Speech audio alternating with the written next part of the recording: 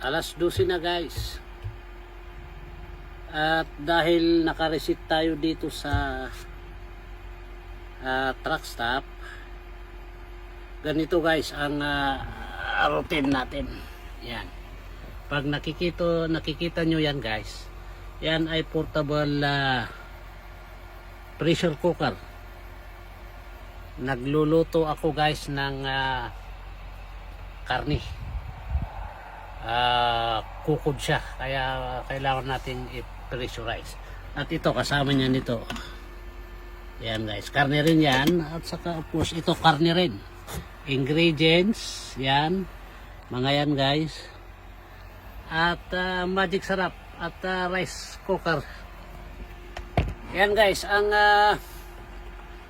routine ng mga truckers kahit saan banda ng mundo.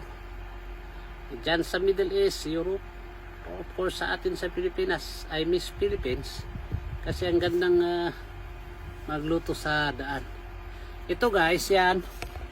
Ito ang bunso namin dito sa Atlantic Pacific. Tumabi siya. Nawala niya yata ito ng driving time din, kaya baka bukas ito rarat-rat.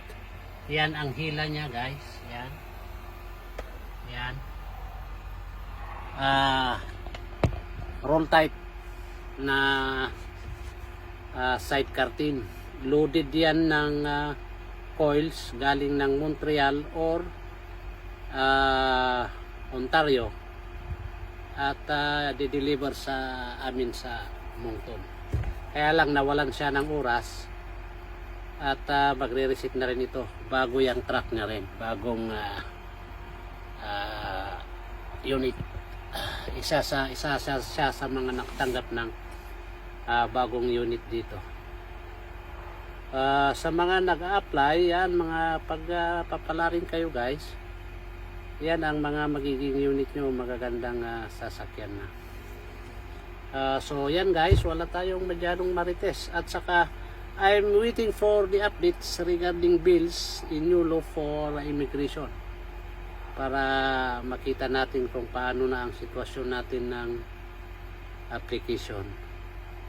So yan muna guys, at magluto tayo. We are preparing for next coming week battle again, doing Christmas tree from Canada to US.